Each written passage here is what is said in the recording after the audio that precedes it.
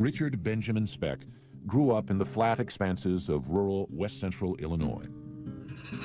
Where was you born at, Rich? Where was I born? Yeah. Kirkwood, Illinois. When was you born? 1941. Speck entered the world the day before the Japanese sneak attack on Pearl Harbor. Day out in Fort, all hell broke loose next to us. And it stopped there. Richard was the seventh child of Benjamin and Mary Speck, a hard-working couple who struggled every month to pay the mortgage on their modest house. To provide for his new son, Benjamin Speck picked up more hours at his many odd jobs, working as a farmhand and laying roof tiles. When Richard was old enough, his father took him to a nearby lake to fish for bluegills. The outings became special moments where Richard had his father all to himself. The carefree time spent with his father was a respite from the austere, deeply religious household run by his mother.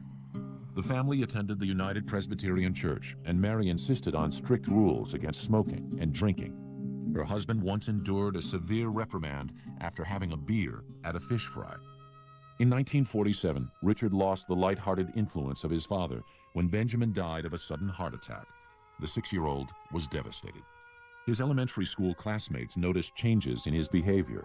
Richard began whining and eating crayons, acting more like a toddler than a second grader to get extra attention from his teachers. We were watching a movie, and I happened to glance back and notice the teacher with Richard Speck sitting on her lap. I asked her, "Why was Richard sitting on your lap?"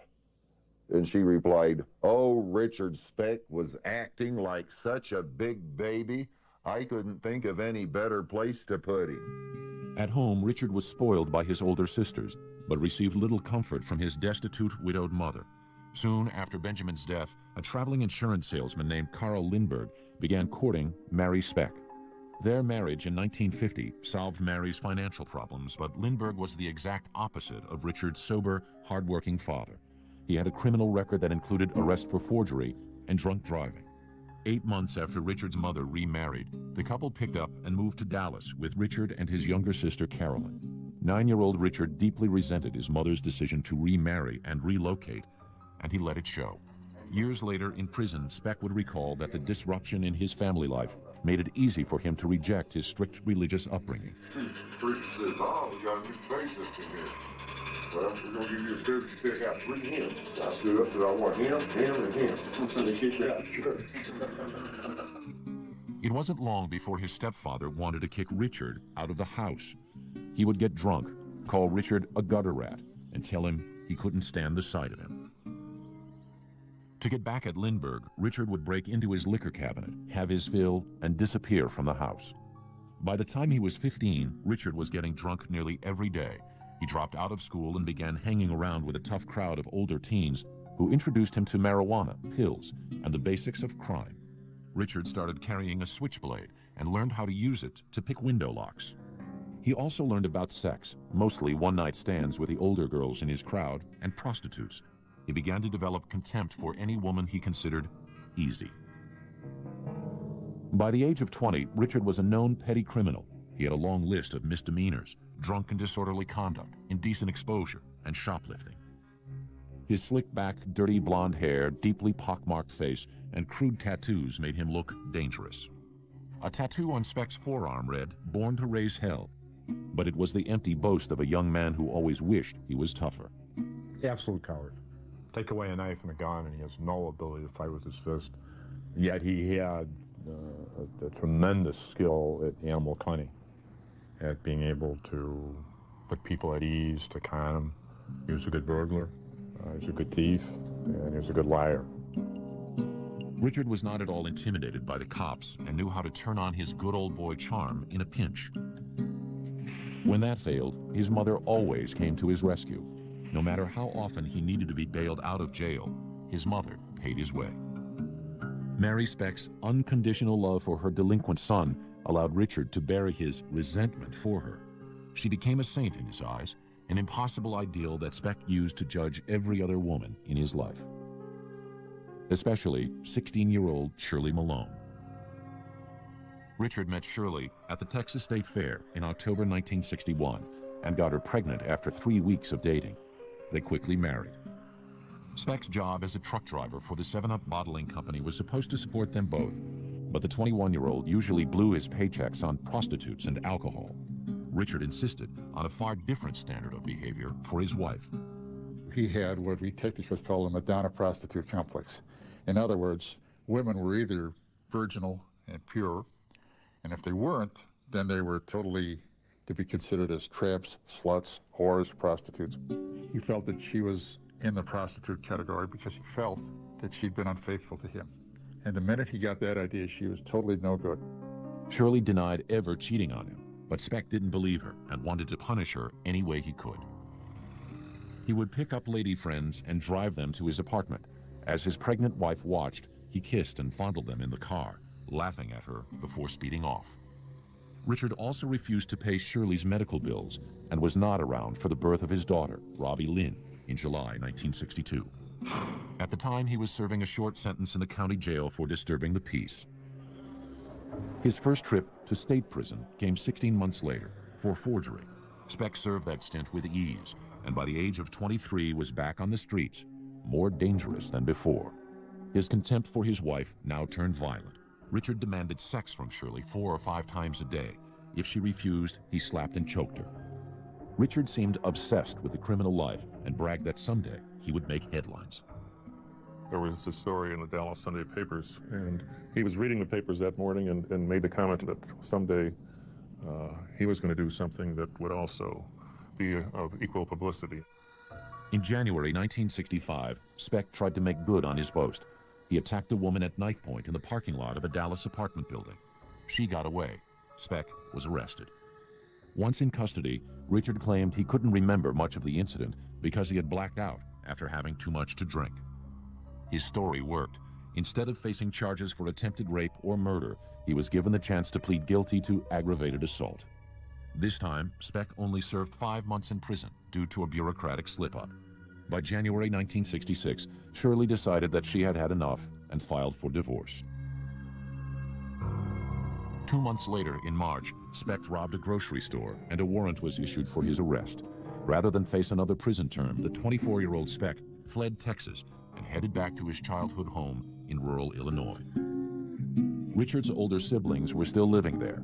He clung to the idea that he could turn back the clock and recapture the happiness of his early boyhood before his father died. But Speck's journey home would offer him no escape. The demons that had driven him to a life of crime were growing uncontrollable. In March 1966, Richard Speck was a man on the run. He had fled an arrest warrant in Dallas and returned to his hometown of Monmouth, Illinois.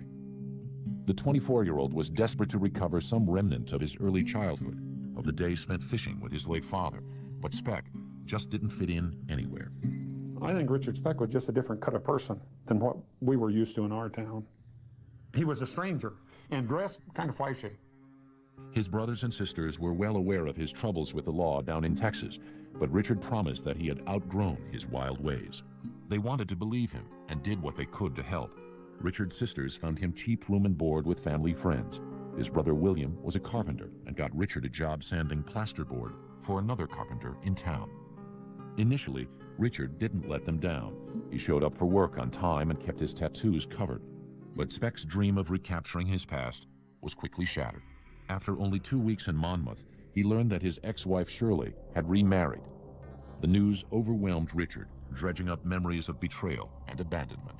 He quit his job, moved into a cheap hotel, and lost himself in a haze of alcohol and pills. One night, Richard tagged along with a group of locals for some late-night drinking in a neighboring town. During the car ride, Richard started bragging about the woman in Dallas who he had nearly killed. He started talking about the woman in Texas that he threatened with a knife, and it was different than all of us guys that I drink with, you know. We talked about different stuff than that, you know, so it was a little bit off the wall for our group of people. When they arrived at the bar and sat down, Speck showed off an 8-inch hunting knife he called his insurance policy in case of a fight. He was somebody to be scared of or apprehensive of, but I was scared of him. Plain and honest truth, I was scared of him. Speck's rage was building, and his need to avenge what he considered his ex-wife's betrayal was driving him to commit an even more violent crime. On the night of April 2nd, 1966, Speck broke into the home of a 65-year-old woman in Monmouth. Speaking softly and brandishing a knife, he blindfolded the woman and politely assured her that she would not be harmed if she complied. After raping her, he sliced her housecoat into strips and used them to tie her arms and legs together. Then he disappeared. The woman told police her attacker had a soft southern drawl. In a small town on the Illinois prairie, few people fit that description, and Speck became the prime suspect. After brief questioning by police, he skipped town. One act of criminal behavior led to another. Once he went down that road, it was apparently difficult or impossible for him to turn back. Speck was being chased by the law for the second time in as many months. He was running out of places to hide. His last chance was Chicago, where his sister Martha lived with her husband, Gene Thornton. Richard showed up on their doorstep, claiming he had left Monmouth because the local mafia was trying to force him to sell drugs for them. The couple didn't believe him, but Gene found Richard work as a merchant seaman. On April 30th, Speck sailed out of Chicago's Calumet Harbor as a deckhand aboard an ore boat bound for Michigan's Upper Peninsula. After 4 days, in the midst of a storm, a shipmate found Speck doubled over in pain. The ship's doctor quickly realized that Richard had an acute case of appendicitis. It was definitely an emergency because he was in severe pain, and he had to be transferred to a hospital right away. And the doctor had stated that if it hadn't been within an hour, that he more than likely would have died. Richard's appendix was removed in a Michigan hospital. He recovered there for the next 2 weeks, enjoying the attention he got from the young nurses. His brush with death did nothing to quell Speck's self-abusive nature. When he returned to the ship, he was far more interested in getting high than in working. When he drank, I noticed one thing that he did that most of the other guys didn't do, that he used to take pills. I think he called them Redbirds. And he would have a quart of vodka in his hand, and he would swig on that and take pills. Speck's behavior became more and more unpredictable. Once, he fell off the boat. 2 other times, he exposed himself to crew members. When he pulled a knife on a superior, it was the last straw. He was fired from the ship on June 14th. As the boat's union representative, Jim Barrell told Speck he could get him his job back, but Speck told him he didn't understand. At the time, I don't know what he was talking about. I didn't understand. I didn't understand what, but it seemed like there was something that he was hiding. Speck was afraid that too much fuss might uncover his prison record and the fact that he was still on the run from the law in 2 states. He left the ship with his paycheck and visited Judy Lacanimi, a nurse he met at the hospital in Michigan. The brief relationship proved to be a rare moment of grace for Speck. Judy would say later that Richard was a perfect gentleman, showering her with gifts and expensive dinners. After 2 weeks, they parted on good terms. Richard returned to his sister's house in Chicago broke. For the next 2 weeks, he did nothing but nap on the couch and read comic books. His sister finally kicked him out, insisting that he find a job on another ship. On July 12th, he did. But when Speck boarded the boat, he was told that his position had been given to a deckhand with more seniority. Speck was furious. He sulked off with his meager belongings and spent the rest of his money on liquor. He ended up in a quiet little grove next to the Union Hall called Luella Park. Next to the park was an apartment building used by South Chicago Community Hospital to house dozens of its senior nursing students. Speck had seen the pretty young women coming and going. Just 3 weeks before graduation, they were cramming for their final exams. Richard Speck finally had nowhere left to go. His life was in utter shambles, and his rage was about to explode.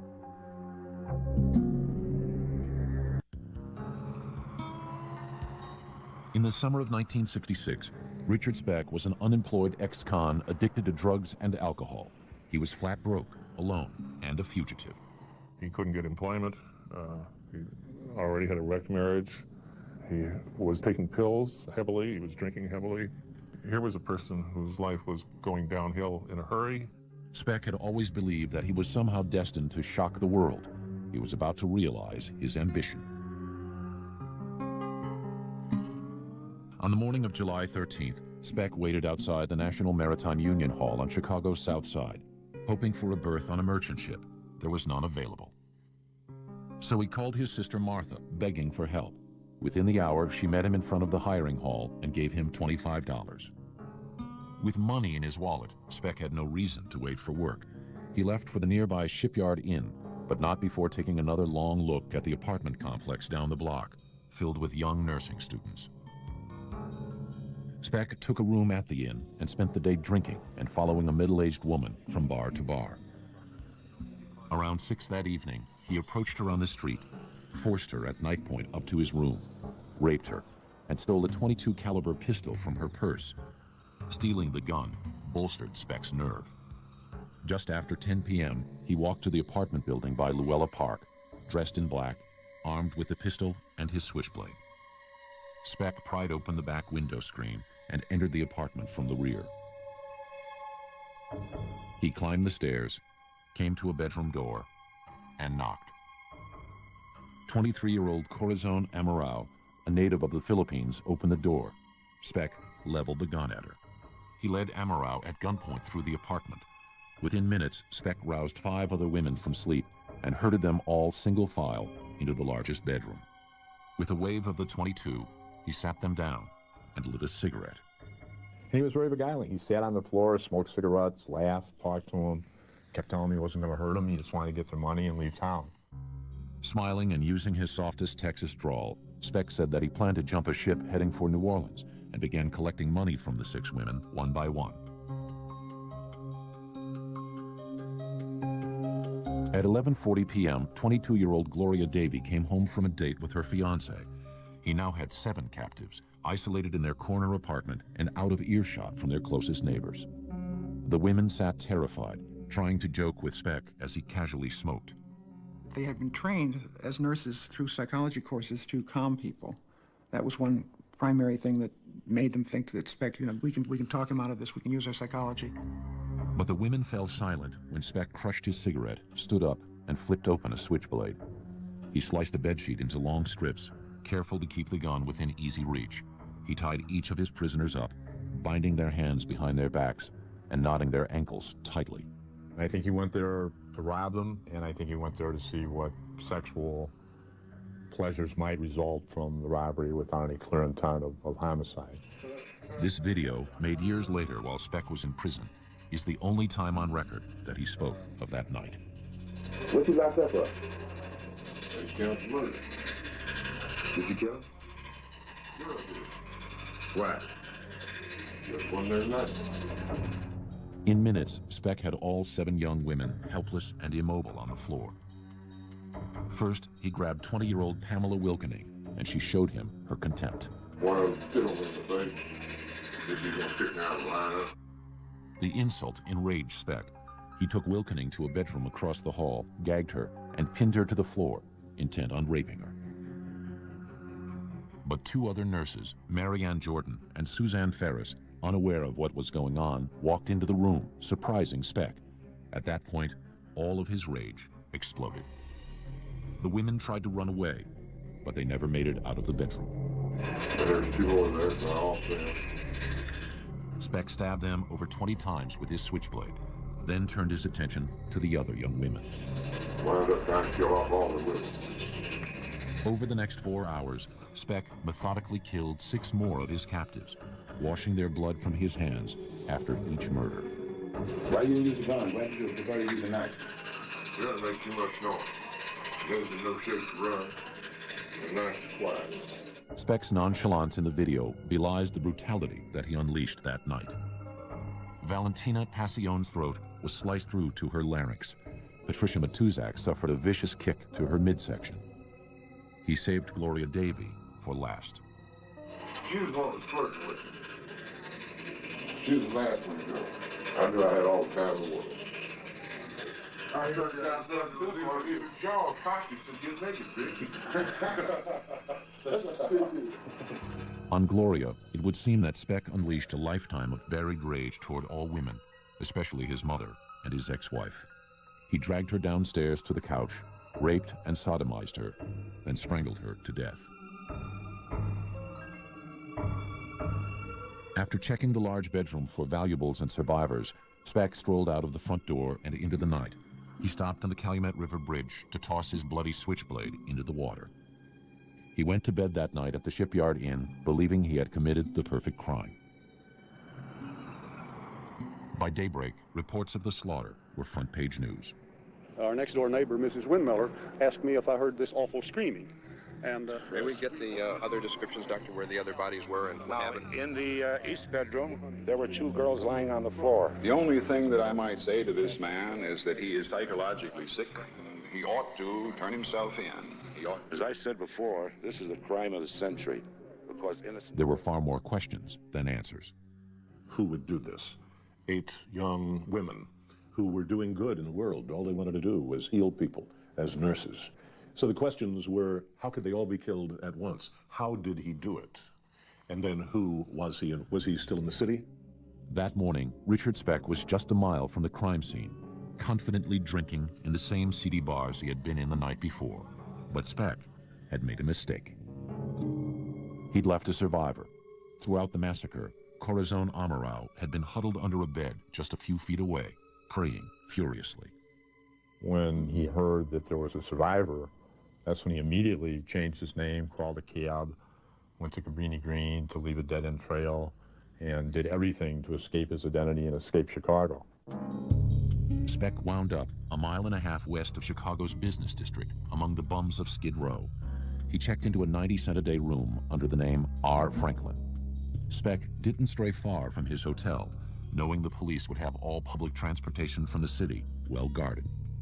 By Saturday, July 16th, evidence against Speck was overwhelming. 33 fingerprints were lifted from the crime scene. Based on Corazon Amarau's positive identification, the prints were matched to Speck through Dallas police. Chicago Police Chief O.W. Wilson publicly named Richard Speck responsible for the murders of the 8 student nurses. The uproar surrounding the case made Speck's capture seem inevitable, but Richard Speck had no intention of ever facing his accusers. In July 1966, Richard Speck was the most wanted man in America for murdering 8 young nurses on Chicago's South Side.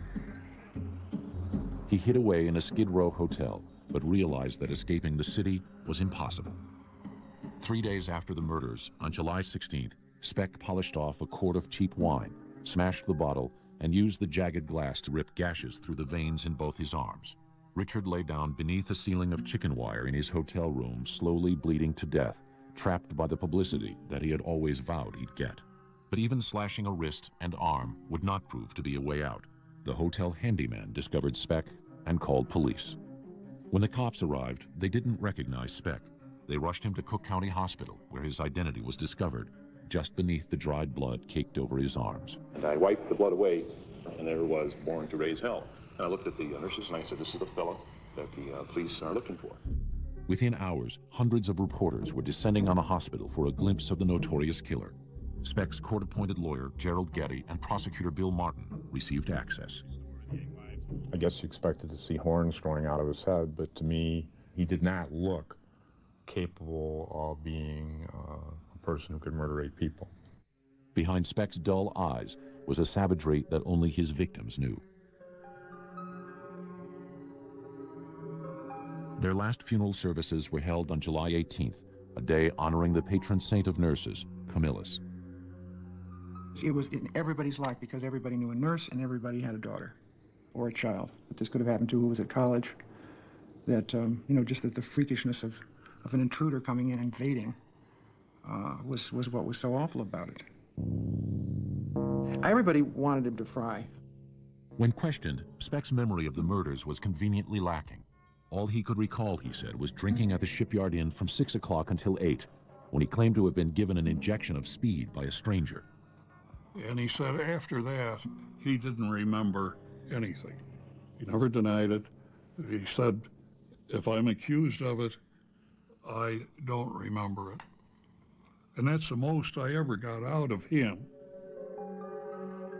His story seemed tailor-made for an insanity defense. As resident psychiatrist of the Cook County Jail, Dr. Marvin Zaporin met with Speck in his cell twice a week. He forged what he believed to be a bond of trust between them. I was operating under the concept of innocent until proven guilty. So I said, this is an allegation against you. Who knows? You say you don't remember it. Maybe it wasn't you, just hypothetically. At which point he would say, of course it was me. Because if he was looking for a way out, he would have leaped at that. But he never tried to do that. Zaporin tried to cultivate his patient's creativity and urged Speck to paint, although his first efforts were not exactly helpful to his defense attorney. I went over to see him, and the first painting he did was a painting of a leopard. I'm interviewing a man that I believe was a leopard from what he was accused of doing. And I said, you don't want to have those pictures of leopards. Let's have a picture of Bambi. Lo and behold, he did do a picture within 2 weeks of Bambi. By the fall of 1966, Speck proudly displayed his paintings all over his cell. They had titles like Cabin in the Hills and Good Old Days. Speck was enjoying his time at the county jail. He even had a hot plate in his cell so that he and Zaporin could share coffee. He kept his cell so meticulous, and he was so concerned with every wrinkle that I felt it was almost as if he was a housewife entertaining somebody at a cabbage patch. To Speck, prison was a safe haven from a world that viewed him as a monster who should be destroyed. But the intense press coverage was pushing him to a breaking point. Somewhere along the line, he got a razor blade. And all of a sudden, he took the razor blade, put it to my throat, and said, if I'm such a monster, as everybody seems to think I am, he said, why don't I just kill you now? And I said, well, because you don't have a quart of alcohol and 8 Redbirds in you. He said, yeah, I guess that's true. Put it down. Speck's life would not be so easily spared. On October 22nd, a psychiatric panel unanimously concluded that he was competent to stand trial. His conviction and execution seemed only a matter of time. From December 1966 through January 1967, pre-trial hearings dragged on in the courtroom of Judge Herbert Passion as a ferocious blizzard descended on Chicago.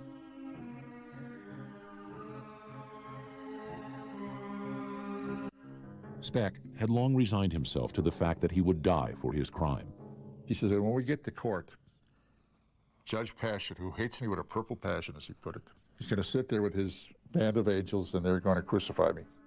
The mass murder had attracted so much publicity in Chicago that the judge moved the trial downstate to Peoria, where it began on April 3rd. Without drugs or alcohol to bolster his courage, Speck became the shy little boy he had been as a second grader.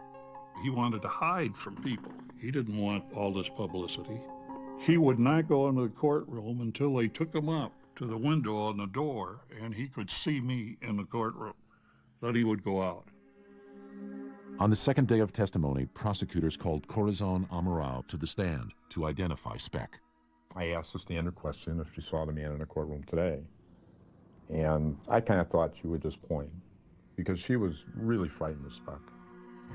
Instead, Corazon got off the witness stand, walked straight up to Speck, thrust a finger in his face, and said defiantly, "This is the man." Almost solely on the strength of her testimony, the jury found Speck guilty and sentenced him to death. He said, you see, they finally are going to kill me. Speck was fully prepared to pay for his crimes with his life, but he was not at all prepared for the struggle to survive on death row in one of the country's toughest prisons. In 1967, Richard Speck arrived on death row at Stateville Prison in Joliet, Illinois.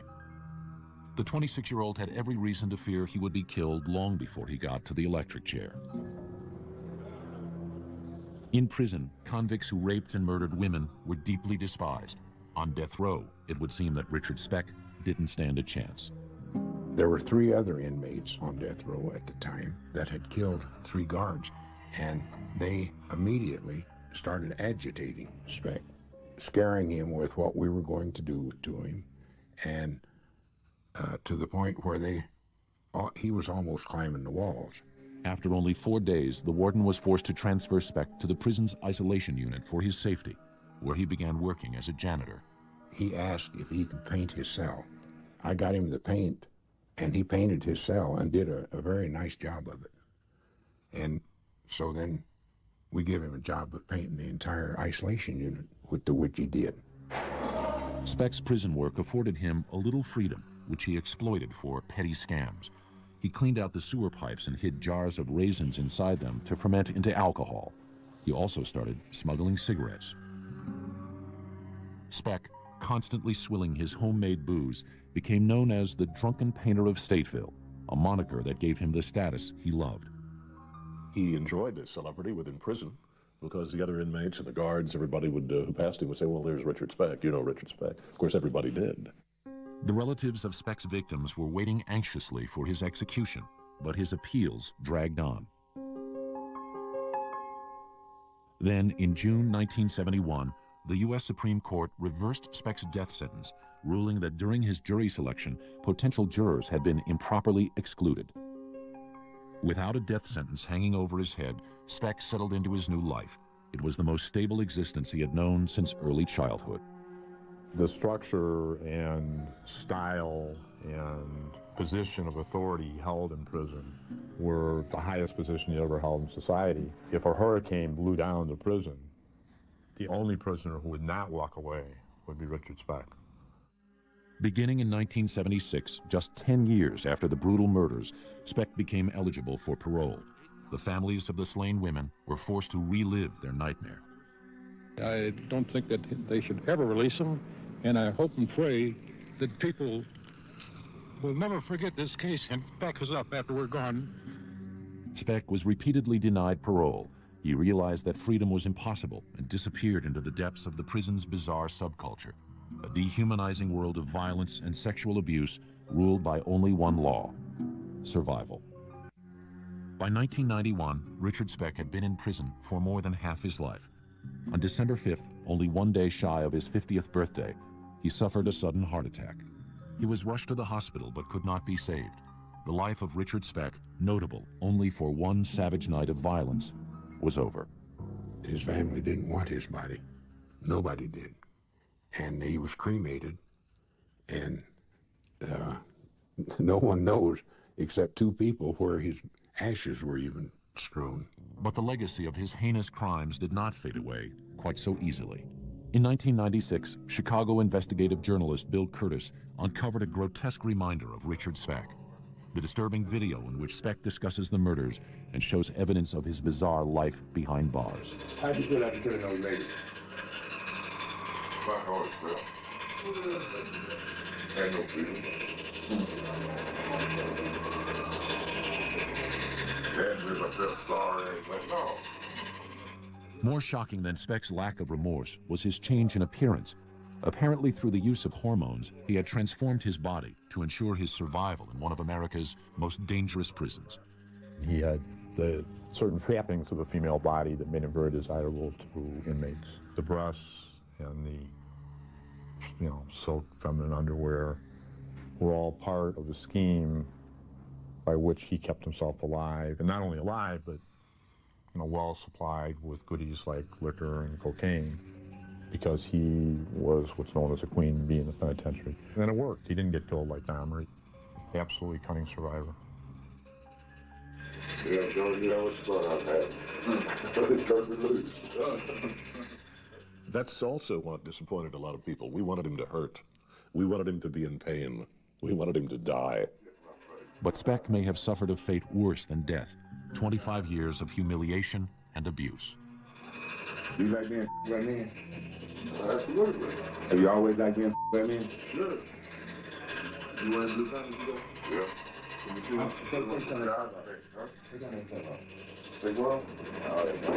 They could have been prostituting him out, too, and maybe they were. He was probably punished more the way it went than had they have executed him. It was a grotesque transformation. The psychiatrist who became Speck's only confidant believes that by forfeiting his manhood, Speck found a way to punish himself for his crimes.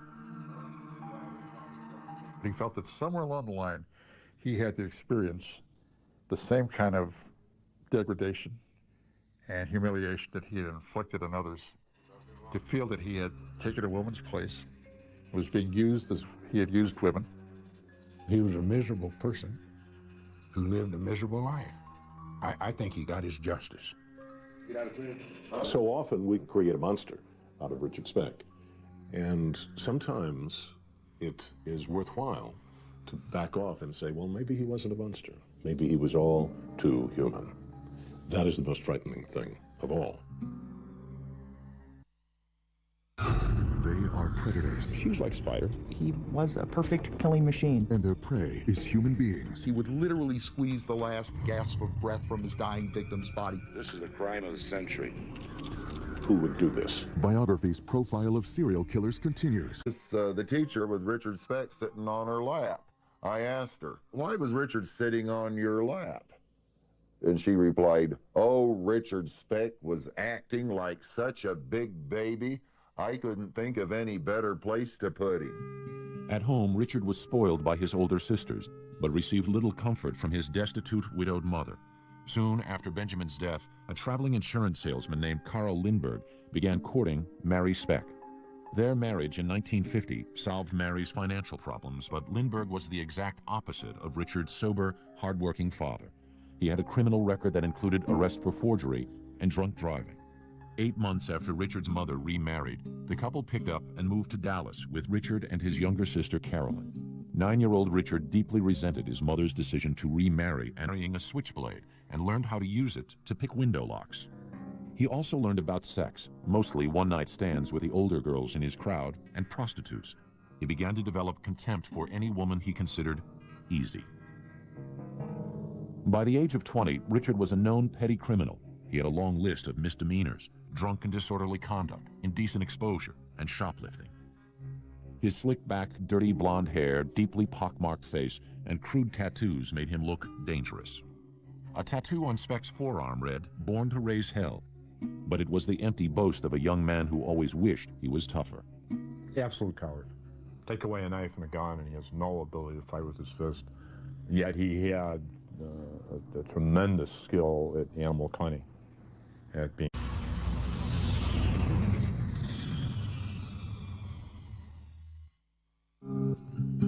Richard Benjamin Speck grew up in the flat expanses of rural west-central Illinois.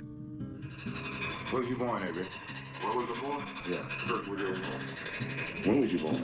1941. Speck entered the world the day before the Japanese sneak attack on Pearl Harbor. Day I was born, all hell broke loose next day. And stopped there. Richard was the 7th child of Benjamin and Mary Speck, a hard-working couple who struggled every month to pay the mortgage on their modest house. To provide for his new son, Benjamin Speck picked up more hours at his many odd jobs, working as a farmhand and laying roof tiles. When Richard was old enough, his father took him to a nearby lake to fish for bluegills. The outings became special moments where Richard had his father all to himself. The carefree time spent with his father was a respite from the austere, deeply religious household run by his mother. The family attended the United Presbyterian Church, and Mary insisted on strict rules against smoking and drinking. Her husband once endured a severe reprimand after having a beer at a fish fry. In 1947, Richard lost the light-hearted influence of his father when Benjamin died of a sudden heart attack. The 6-year-old was devastated. His elementary school classmates noticed changes in his behavior. Richard began whining and eating crayons, acting more like a toddler than a second grader to get extra attention from his teachers. We were watching a movie, and I happened to glance back and noted relocate, and he let it show. Years later in prison, Speck would recall that the disruption in his family life made it easy for him to reject his strict religious upbringing. Preacher says, oh, we got a new bassist in here.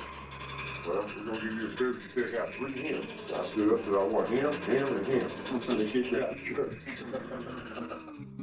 It wasn't long before his stepfather wanted to kick Richard out of the house. He would get drunk, call Richard a gutter rat, and tell him he couldn't stand the sight of him. To get back at Lindbergh, Richard would break into his liquor cabinet, have his fill, and disappear from the house. By the time he was 15, Richard was getting drunk nearly every day. He dropped out of school and began hanging around with a tough crowd of older teens who introduced him to marijuana, pills, and the basics of crime. Richard started